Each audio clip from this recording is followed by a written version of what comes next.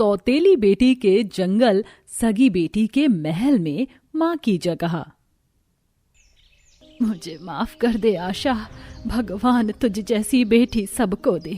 मैंने तुझे जन्म नहीं दिया, लेकिन सौतेली होकर भी तूने मेरे लिए अपनों से बढ़कर किया। माँ, आप ये कैसी बातें कर रही हैं? शांत हो जाइए और मैं अपना फर्ज निभा रही हूँ और आगे भी निभाती रहूंगी। आखिर आशा अपनी माँ को पैसे क्यों दे रही थी? ऐसा क्या हुआ था आशा की माँ की जिंदगी में जो उसे अपने किए पर पछतावा हो रहा था? जानने के लिए आइए चलते हैं कहानी में कुछ समय पहले। शादी का मंडप सजा था जिसमें सरोजा और रमेश की दोनों बेटियों के फेरे हो रहे थे। जहां सभी लोग शादी का आनंद उठा रहे थे, वहीं सरोजा की पड़ोसने आपस में बात कर रही थी। देख सरिता, इसी को कहते हैं कलयुग। आखिरकार सरोजा ने शादी में भी सगी सौतेली का फर्क दिखा ही दिया। सही कह रही है कामनी। बताओ, बेचारी आशा को गरीब के घर ब्याह दिया और अपनी बेटी चारू के लिए महल जैसा ससुराल चुना है। अरे जोड़ी तो ऊपर वाला बनाता है, जिसकी जहाँ किस्मत वैसा घर बार मिला है। भला इसमें फर्क करने जैसी बात ला रही हो? अरे सरोजा, तू यही है क्या? मैंने देखा नहीं है, मैं तो बस हाँ रहने दे, सब समझती हूँ। सरोजा मुंह बनाते हुए वहां से चली जाती है। दरअसल आशा की माँ के देहांत के बाद रमेश ने सरोजा से शादी कर ली थी, जिसके कारण आशा सरोजा की सौतेली बेटी है और चारू सगी। सरोजा हमेशा आशा के साथ सौतेला बर्ताव ही करती और इस बात से चारू को बड़ी खुशी मिला करती। जब दोनों बेटियों की शादी का समय आया तो आशा की शादी गरीब परिवार में और चारू की शादी अमीर परिवार में करने पर रमेश कहता है, भाग्यवान तुमने चारू के लिए तो इतना बड़ा महल जैसा ससुराल चुना, लेकिन आशा के लिए गरीब घर क्यों? अजी मैं पूछती हूँ, घर में क्या रखा है? शादी तो लड़के से हुई है ना, और मुझे तो लड़के में कोई कमी नहीं दिखी। मानता हूँ, लेकिन लोग जो बातें बना रहे हैं उसका क्या? अरे तो क्या घर में बैठा कर रखते अपनी बड़ी बेटी को? बढ़ती उम्र नहीं दिखाई दे रही थी उसकी? अब वैसे भी बड़ी मुश्किल से रिश्ता मिला था। भगवान की दया से दोनों बेटियों का घर बस गया, यही बहुत है। शादी के बाद दोनों बेटियां अपने घर में खुश थीं, लेकिन आशा का ससुराल बहुत गरीब था और परिवार में कमाने वाला बस उसका पति विशाल ही था। पहले का कर्जा और घर का खर्चा बढ़ने के कारण उसके घर की हालत इतनी बिगड़ जाती है कि उन्हें किराए का मकान छोड़कर जंगल में झोपड़ी बनाकर रहना पड़ता है। दूसरी तरफ एक रोज सरोजा अपनी सगी बेटी चारू से फोन पर बात करते हुए कहती है, मेरी बच्ची, तुझे देखे हुए कितने दिन हो गए, थोड़े दिन के लिए घर आ जा, या अपनी माँ को ही अपने महल जैसे घर में बुला ले। ठीक है माँ, तुम कहती हो तो मैं आ जाऊंगी। वैसे आपको पता है आशा दीदी जंगल में रहने पर मजबूर हो गई हैं। हाँ पता है। अरे उसके परिवार वाले कर्जे में दबे हुए हैं, और वैसे भी मुझे फर्क नहीं पड़ता वो जैसी भी रहे। अच्छा माँ, उसे भी बुला ही लो। वो क्या है ना, आपकी सौतेली बेटी खाना अच्छा बना लेती है। ठीक है, तू कहती है तो बुला लेती हूँ, तेरे पिताजी को भी ठंडक पड़ जाएगी। सरोजा आशा को भी फोन कर कुछ दिनों के लिए मायके आने को कहती है। अपनी माँ की आवाज सुनकर आशा खुश होते हुए अपने पति से कहती है, सुनिए जी, शादी के बाद पहली बार माँ ने घर बुलाया है। क्या बात है? पहले तो तुम्हारी माँ ने तुम्हारे हालात जानने के लिए कभी फोन नहीं किया, तो अब उन्हें अपनी सौतेली बेटी की याद क्यों आ रही है? कैसी बात करते हैं आप भी? वो मुझे जंगल में इस तरह रहते देखेंगी तो दुखी ही होंगी ना, और वैसे भी सौतेली ही सही, लेकिन माँ है वो मेरी। ठीक है, जैसी तुम्हारी मर्जी। इस जंगल के घर में तो मैं तुम्हें कोई खुशी नहीं दे पा रहा, क्या पता अपने मायके जाकर तुम खुश हो जाओ। चिंता मत करो, मैं कुछ दिन रहकर जल्दी आ जाऊंगी। माँ जी अभी सो रही हैं, जागेंगी तो उन्हें भी कह दूंगी। अगले दिन चारू और आशा दोनों ही अपने मायके पहुंचती हैं। दोनों के पहनावे में बहुत अंतर था। जहां आशा ने सादी साड़ी और मंगलसूत्र पहना हुआ था, तो वहीं चारू सिल्क साड़ी और गहनों से लदी हुई थी। अरे वाह, मेरी बेटी शादी के बाद कितनी सुंदर लग रही है। हाय हाय, कहीं मेरी ही नजर ना लग जाए। थू थू थू थू। माँ कैसी हैं आप? पिताजी कहाँ हैं? मुझे आप लोगों की बहुत याद आती थी। हाँ, हम भी तेरे हाथ की बनी चाय और खाने की बड़ी याद आती थी बेटी। बुरा ना माने तो फटाफट चाय बना ले, साथ में तीनों माँ बेटी बैठकर पी लेंगे। हाँ माँ, क्यों नहीं, मैं अभी बना कर लाती हूँ। आशा अपनी माँ को देखकर ही इतनी खुश थी कि उसे सरोजा की कही किसी बात से कोई दिक्कत ही नहीं होती। रात के समय खाना बनाते हुए रमेश कहता है, वाह बेटी, फिर से वही स्वादिष्ट खाना खाकर बहुत अच्छा लग रहा है। चारू बेटी, कभी तो भी अपने हाथ का खाना खिला। पिताजी, महल में रहती हूँ मैं, खाना बनाना तो दूर की बात है, घर के नौकर तो मुझे पानी का ग्लास भी नहीं खुद से उठाने देते हैं। और क्या, अरे जब सारी सुख सुविधा है तो काम करने की जरूरत ही क्या है। अब आशा की तो मजबूरी है खुद ही बनाना और परिवार की देखभाल करना। आशा बेटी, तू खुश तो है ना? तेरे हालात मुझसे छुपे नहीं है। तू उस जंगल के घर में कैसे गुजारा कर रही है? पिताजी सब ठीक है, और वैसे भी हमेशा ऐसे हालात तो नहीं रहेंगे ना। पता नहीं दीदी तुम उस जंगल में कैसे रह लेती हो, मुझे तो सोचकर ही डर लगता है। और हाँ, ध्यान रखना जंगल में रहते रहते तुम जंगली ना हो जाओ। उसकी बात सुनकर सरोजा जोर से हंस पड़ती है। ऐसे ही कुछ दिन बीत जाते हैं और दोनों अपने अपने ससुराल जाने के लिए तैयार होती हैं। तभी सरोजा दोनों को साड़ियां देती है। अपनी साड़ी को देखकर चारू मुंह बनाए हुए कहती है, क्या माँ, थोड़ी तो ढंग की साड़ी खरीदा करो, मुझसे अच्छी तो दीदी वाली साड़ी लग रही है। हाँ तो तू यही रख ले और खुश रहकर, मुझे तो तू उदास बिल्कुल भी अच्छी नहीं लगती। हाँ चारू, हमेशा ऐसे ही खुश रहना। माँ मैं चलती हूँ, अपना और पिताजी का ध्यान रखना। आशा पैदल ही अपने ससुराल के लिए निकल जाती तो वहीं चारू को ले जाने के लिए उसके ससुराल से कार आती है। समय बीतता है और सरोजा कुछ दिनों बाद चारू से मिलने उसके ससुराल चली जाती है, क्योंकि वहां उसका खूब अच्छे से स्वागत किया जाता है। लेकिन अपनी माँ के बार बार घर आने से चारू अब तंग आ चुकी थी। माँ, आप हर 4 दिन पर यहाँ आ जाती हो, कभी कभी आशा दीदी के यहाँ भी चली जाया करो ना। अरे उस जंगल में मैं क्यों जाऊं, भगवान जाने कैसे रहती है ये आशा। और वैसे भी सगी बेटी का महल सा घर छोड़कर सौतेली के जंगल घर में भला क्यों ही जाऊं। उसकी बात सुनकर चारू मुंह बना लेती है। अब बढ़ते बुढ़ापे के कारण रमेश की तबीयत बहुत खराब रहने लगी थी, जिसके कारण काम पर जाने से ज्यादा वो अस्पताल के चक्कर लगाता है, जिससे उसकी नौकरी छूट जाती है। और एक रोज सरोजा उसे दवाई देते हुए कहती है, ना जाने किसकी नजर लग गई है तुम्हें, 1 महीने से दवाई खा रहे हो लेकिन तबीयत ठीक होने का नाम ही नहीं ले रही है।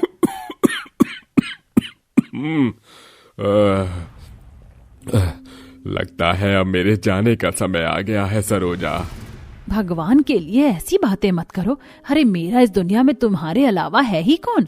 कुछ दिनों बाद अस्पताल से रिपोर्ट आने पर पता चलता है कि रमेश को टीबी की बीमारी हुई है, जिसके इलाज में सरोजा की सारी जमा पूंजी खत्म होती जा रही है। ऐसे समय में वो अपनी बेटी चारू के ससुराल जाकर उससे मदद मांगती है। चारू उसे कुछ पैसे देकर कहती है, देखो माँ, इतनी मदद कर सकती हूँ क्योंकि इन्हें और सासू माँ को पता चला तो मेरी खटिया ही घड़ी हो जाएगी। ऐसा क्यों कह रही है बेटी, मैं तेरी माँ हूँ, कोई पराई नहीं। लेकिन माँ, अब ये मेरा घर है तो मुझे उसी हिसाब से चलना होगा, और कोशिश करना कि आप भी यहाँ बार बार ना आओ। चारू की बातें सुनकर सरोजा को बहुत दुख होता है और वो उल्टे पांव लौट जाती है। लेकिन अब 1 हफ्ते बाद चारू के दिए पैसे भी खत्म हो जाते हैं और सरोजा के पास दवाई के लिए पैसे नहीं बचते, तो मजबूरन वो जंगल में आशा से मदद मांगने जाती है।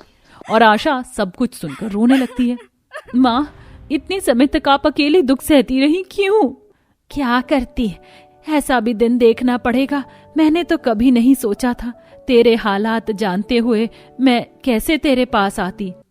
आप चिंता मत करो, मैं पैसों का जुगाड़ करती हूँ, आप अभी घर जाइए। सरोजा के जाने के बाद आशा एक पोटली से अपने शादी के गहने निकालती है और उन्हें बेचकर पैसों का जुगाड़ करती है। अगले दिन जब सरोजा आशा के घर आती है तो आशा उसे पैसे देती है। तेरे पास इतने पैसे कहाँ से आए बेटी? माँ, पिताजी ने जो मुझे गहने दिए थे शादी के समय, उन्हें बेचकर ये पैसे इकट्ठा किए हैं। घर छिन जाने के समय वीरेंद्र ने इन्हें बेचने से मना कर दिया था, तो अब ये काम आ गए। सौतेली होने के बाद भी आशा ने इस कठिन समय में अपने गहने बेचकर सरोजा की मदद की। ये देखकर सरोजा फूट फूट कर रोने लगती है। मुझे माफ कर दे बेटी, भगवान तुझ जैसी बेटी सबको दे। मैंने तुझे जन्म नहीं दिया, लेकिन सौतेली होकर भी तूने मेरे लिए अपनों से बढ़कर किया। माँ, आप ये कैसी बातें कर रही हैं? शांत हो जाइए, और मैं अपना फर्ज निभा रही हूँ, और अपने ही तो अपनों के काम आते हैं। सरोजा के ये हालात उसे सच में कौन सगा और कौन सौतेला है इस बात की पहचान कराते हैं, जिसके बाद से वो चारू के ससुराल कभी नहीं जाती और आशा से पहले से बेहतर बर्ताव करने लगती है। और अब उसे सच्चाई का पता चल चुका था कि सगी और सौतेली बेटी की नजर में उसकी क्या जगह है। माँ जी, मुझे ठंड लग रही है, कुछ है क्या यहाँ पर बिछाने के लिए? बहू, ये मैंने बोरे का गद्दा बनाया है, तो इस पर बैठ जा, तुझे बिल्कुल ठंड नहीं लगेगी। वैसे मुझे अच्छा नहीं लग रहा कि तेरा स्वागत ऐसे बोरे के ससुराल में हुआ है। माँ जी, आप बिल्कुल चिंता मत कीजिए, मैं बहुत खुश हूँ अपने बोरे के ससुराल में भी। ऐसा कहकर पूजा बोरे के गद्दे पर बैठ जाती है। वहीं दूसरी तरफ अमीर बहन नताशा जब सोने के ससुराल में आती है तो सास बड़े से तराजू में उसे बिठाकर साइड में सोने की गिन्नी रखवाती है, जिससे उसका वजन उठ जाता है। बाहर के लोग घूर घूर कर बहू को देख रहे होते हैं। बाप रे बाप, इन्होंने तो अपनी बहू को सोने के तराजू में तोल दिया। बहू कितनी किस्मत वाली है कि उसे सोने का घर मिला है। सुन नताशा बहू, लोग क्या कह रहे हैं। वैसे हम इतने सारे सोने का गरीबों में दान करेंगे। चलो अब आ जाओ, मुझे तुम्हारी और भी रस्में करवानी है। वैसे बहू, तुम्हारी भी बहन की शादी हुई है ना, उसे किस चीज का ससुराल मिला है? सोने चांदी हीरे का? अब माँ जी को इतने सारे लोगों के बीच में ये नहीं बता सकती कि मेरी बहन बोरे की ससुराल में गई है, वरना इसमें भी मेरी ही बेइज्जती होगी। वो माँ जी किसी छोटे घर में गई है, पर जिसकी जैसे किस्मत उसे वही तो मिलेगा ना। ये बात तो तुमने बिल्कुल ठीक कही पूजा। तुम्हारे नसीब में था मुझसे शादी कर सोने के घर में आना। एक बहन बोरे के ससुराल में और दूसरी बहन सोने के ससुराल में थी। ऐसा भी किस्मत ने क्या खेल खेला था कि दोनों बहू को इतना अलग ससुराल मिला। आइए जानने के लिए कहानी में कुछ समय पीछे चलते हैं, जहां निर्मला लड़के की फोटो अपनी बड़ी बेटी नताशा को दिखाती है। नताशा बेटा, मैंने 3 लड़कों की फोटो देखी थी, एक सोने के ससुराल की, चांदी और मामूली से मार्बल के घर की, लेकिन मुझे सबसे अच्छा लड़का सोने के ससुराल वाले लगा, तो उससे शादी करेगी। ले फोटो देख। अरे माँ, मुझे भी ये लड़का बहुत अच्छा लगा। चलो अब मैं गंगा नहा लूंगी। छोटी बेटी के लिए तो पहले ही रिश्ता आ गया था, पर शादी नहीं करी। अब तुझे भी तेरा जीवन साथी मिल गया है, तो दोनों की एक साथ शादी कर दूंगी। देखा पूजा तूने, तेरे करीब ससुराल से अच्छा तो मेरा सोने का ससुराल है। अब मैं वहां रहूंगी। अच्छी बात है दीदी, मैं आपके लिए बहुत खुश हूँ। कुछ ही दिनों बाद सोने के ससुराल की सास दुर्गेश्वरी 16 श्रृंगार का सामान और नारियल चुन्नी लेकर आती है, जो अपनी बहू को उड़ा देती है। चलो अब रोका भी हो गया, अगले हफ्ते शादी है, तो मैं हल्दी के समय आऊंगी अब हल्दी लेकर। जी बिल्कुल समधन जी। हमारे जमाई राजा कैसे हैं? अभी तो वो काम में व्यस्त हैं। अच्छा, आंटी जी मीठा खा लीजिए। नहीं बेटा, तुम खा लो, अभी मेरा मीठा खाने का बिल्कुल मन नहीं है। वैसे तुम्हारी भी शादी हो रही है ना, चलो तुम भी अपने ससुराल में बहुत खुश रहना। शादी कब है? एक ही दिन? जी सोचा तो यही है। कुछ दिनों बाद दोनों बहनों की हल्दी की रस्म होती है, जहां दुर्गेश्वरी सोने की कटोरी में हल्दी रख जाती है। वहीं कुछ देर बाद उदास पूजा की सास जानकी आती है। कैसी है मेरी बच्ची? ये लीजिए समधन जी, मेरे बेटे की हल्दी। इसे बहू लगाएगी तो दोनों का प्यार और बढ़ जाएगा और मेरे बेटे का रंग भी चढ़ जाएगा। हाँ, आपने बिल्कुल ठीक बोला।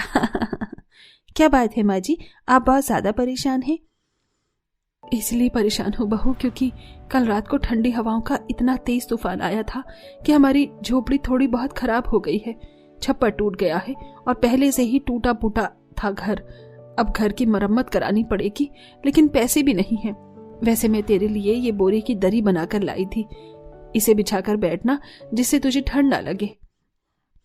जी माँ जी, वैसे आपने बातों ही बातों में पहले बताया था कि आपके वहां पर बहुत सारी बोरी पड़ी है। आप बोरी की फैक्ट्री में काम करती हैं, तो आप ऐसा कीजिए कि ढेर सारी बोरी से मेरा ससुराल बना दीजिए। जहां भी टूटा फूटा हुआ है या छप्पर उड़ा है, पूरे घर को बोरी से सिल कर दीजिए, जिससे आप लोगों को ठंड भी नहीं लगेगी और हमारा टूटा फूटा घर भी नहीं दिखेगा और रिश्ता बिल्कुल नहीं टूटेगा। मैं उस बोरी के ससुराल में रहने को तैयार हूँ। बोरी का ससुराल? तो बोरी के ससुराल में रहेगी, मैं तो सोने के ससुराल में जा रही हूँ। नताशा ऐसे हंसो मत। ओके मम्मी ओके, नहीं हंस रही, वैसे भी मुझे कौन सा रहना है। माँ जी आप दीदी की बात का बुरा मत मानना। कोई बात नहीं बेटा। यह कहकर जानकी अपने घर चली जाती है। दोनों बहनों की हल्दी की रस्म हो जाती है और 2 दिन बाद शादी के होने के बाद बड़ी बहन अपने सोने के ससुराल में पहुंचती है, जहां सोने की कार से उतरकर सीढ़ियों पर सोने की प्लेट रखी थी। मेरी प्यारी बहू, तुम्हें इस सोने की प्लेट पर एक एक कदम रखकर चौखट तक पहुंचना है, जहां मैं तुम्हारा गृह प्रवेश करवाऊंगी। ठीक है माँ जी। यहाँ के तो दरवाजे भी सोने के हैं और हर चीज सोना ही सोना नजर आ रही है। ये कहकर नताशा एक सोने की प्लेट की सीढ़ी पर पांव रखकर चौखट तक पहुंचती है, जहां ढेर सारे नौकर चाकर उस पर फूलों की बारिश करते हैं और सामने सोने का पानी होता है।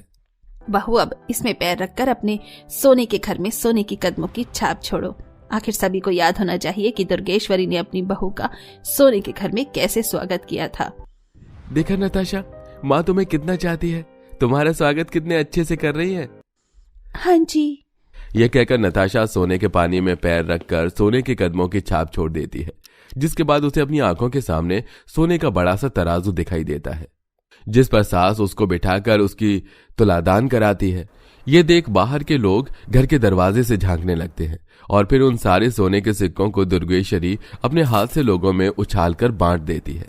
ले जाओ, ये सारे सोने के सिक्के बटोर लो, ये सब आपको दिए हैं मैंने।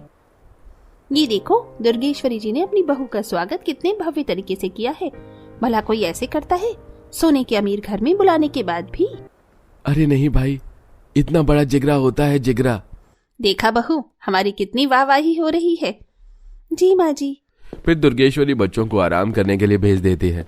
वहीं गरीब बहू की सास बोरे के घर में फूल पत्तों की बारिश कर उसका स्वागत करती है और फिर आलते की थाली में पैर भिगोकर बोरे के ससुराल में कदम रखवाती है, जहां चारों तरफ बोरे ही बोरे होते हैं। ठंड का मौसम था तो सास बहू के लिए आग जला देती है और उस बोरे के गद्दे पर उसे बिठा देती है। बहू, तुझे ठंड तो नहीं लग रही ना इस बोरे के गद्दे पर बैठकर? नहीं माँ जी, मैं बिल्कुल ठीक हूँ। सास बहू की हल्दी की छाप बोरी की दीवार पर लगवा देती है। अगले दिन जान की ठंड की वजह से बहू को ज्यादा काम करने नहीं देती। अगर वो कपड़े या बर्तन भी धोती तो उसके लिए अलग से चूल्हे पर गर्म पानी कर दिया करती थी। थोड़ी सी छींक आ जाने पर पति और सास उसे कंबल और दवाई देते हुए कहते हैं, पूजा, तुम्हें ज्यादा ठंड लग रही है क्या? ये लो, कंबल ओढ़ लो। बहू कोई काम नहीं करेगी, ये ले दवाई पी और आराम कर। ओहो, आप लोग तो मेरी एक चीज से ही डर जाते हो। मैं बिल्कुल ठीक हूँ, कोई सर्दी नहीं लगी मुझे।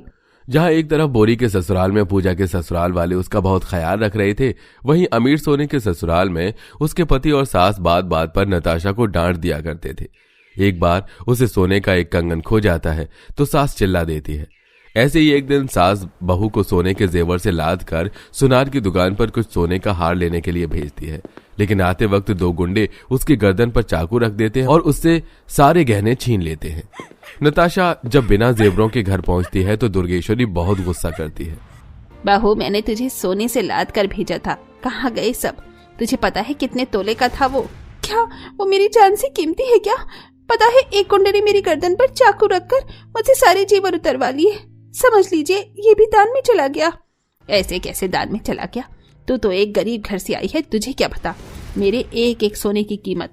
तुझे तो इसका हर्जाना भुगतना होगा।